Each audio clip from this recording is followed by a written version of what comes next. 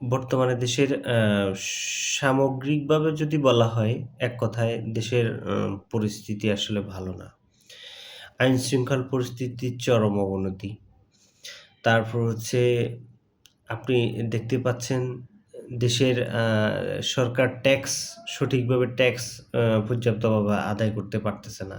VAT tax.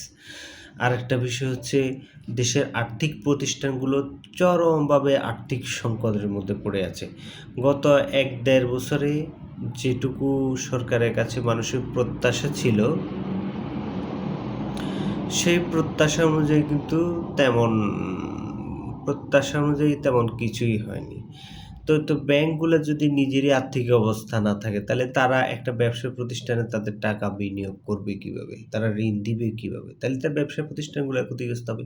আর ব্যবসা প্রতিষ্ঠানগুলা যদি ক্ষতিগ্রস্ত হয়, তাহলে উৎপাদন ক্ষতিগ্রস্ত হবে। আর উৎপাদন ক্ষতিগ্রস্ত হলে দেশের রপ্তানি খাত প্রভাবিত হবে, অর্থাৎ রপ্তানি কমে যাবে। বৈদেশিক আর্নিংটা কমে যাবে। তো সেই বিষয়টা মূলত এইসব বিষয় চিন্তা করলে আম আসলে আরেকটা বিষয় হচ্ছে যেমন আন্তর্জাতিক মুদ্রা তহবিল IMF বলছে যে আগামী নির্বাচন খুব দ্রুততার যদি আগামীতে যদি তারা নির্বাচন ব্যবস্থা করে এবং নির্বাচিত গভর্নমেন্টের কাছে তারা তাদের ৬ষ্ঠ কিস্তি, এর আগে তারা ৫ম কিস্তি পর্যন্ত তারা তাদের ঋণ দিয়েছে। ৬ষ্ঠ কিস্তির ঋণ তারা নির্বাচিত সরকারের সাথে নেগোসিয়েশন করে দিতে চায়। অর্থাৎ তারা অনির্বাচিত সরকারকে আর ওইভাবে ফেভার করতেছে না। তো সেই ক্ষেত্রে আসলে এসব কিছু চিন্তা করলে সামগ্রিকভাবে দেশে একটা নির্বাচন হওয়া খুবই প্রয়োজন। যারাই ক্ষমতায় আসুক। কিন্তু ইলেক্টেড একটা গভর্নমেন্ট দেশে অত্যন্ত প্রয়োজন এই মুহূর্তে। সংস্কার খেলা তো অনেক হয়েছে। এই বিষয়গুলা নিয়ে মানুষের অনেক প্রত্যাশাও ছিল। কিন্তু গত ১.৫ বছরের প্রায় হয়ে যাচ্ছে। কিন্তু এই সময়ের মধ্যে কিন্তু মানুষ ওই ধরনের সংস্কারের তেমন কিছুই দেখতে পাচ্ছে না। সবার মধ্যে একটা অনৈক্যতা। যেহেতু এগুলো আর হচ্ছে না, তো ওইদিকে আর চিন্তা করে এত লাভ নেই। একটা ইলেকশন দিয়ে একটা নির্বাচিত সরকারের কাছে ক্ষমতা দিয়ে চলে যাক, তারা যেভাবে পারবে দেশ অন্তত কোনোভাবে অন্তত সেক্টরগুলো তো রানিং এ রাখবে।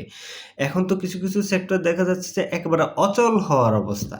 এবং কি যদি আগামী ফেব্রুয়ারিতে যদি ইলেকশন না হয়, তাহলে দেখা যাচ্ছে যে আম দেশ আরো বড়সড় অর্থনৈতিক সংকটের মধ্যে পড়বে। যেটা আম আমরা যারা একটু খোঁজখবর রাখি তা আমরা আমরা ঠিক এটার আভাস ঠিকই একটু হলেও বুঝতে পারতেছি। আগামী দেখা যাচ্ছে ফেব্রুয়ারিতে ইলেকশন না হয়ে জুন-জুলাইয়ের মধ্যে হলো চরম অর্থ সংকটে পড়বে দেশ। তো তাহলে তখন কি হবে? তাহলে তখন দেখা যাচ্ছে যে তখন এবার জিনিসপত্রের দাম বাড়বে এবং কি দেশের মানুষের মধ্যে আরো চরম অসন্তোষ তৈরি হবে। দেশে আরো বড় বিশৃঙ্খলতা তৈরি হবে। এত কিছু না দরকার করে সংস্কার যা হইছে বা যা হবে ভবিষ্যতে রাজনৈতিক দলগুলোর যদি আন্তরিকতা থাকে সংস্কার করবে। আর না করলে তো এটাও দেশের মানুষের দুর্ভাগ্য।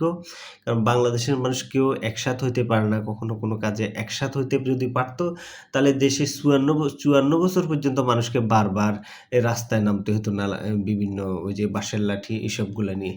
তো মূলত চাচ্ছি আসলে ইলেকশনটা হয়ে যাক।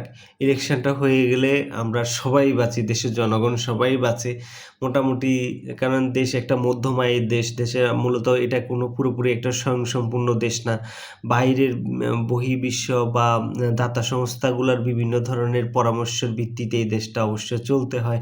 তো সেটার ক্ষেত্রে তাহলে স য সরকারকে খুব দ্রুততার সহিত আমি মনে করি একটা ইলেকশন দিয়ে বিদায় নেয়াটাই সবচেয়ে বেটার। দেশের জন্য ভালো হবে অন্তত এটা। ধন্যবাদ সবাইকে।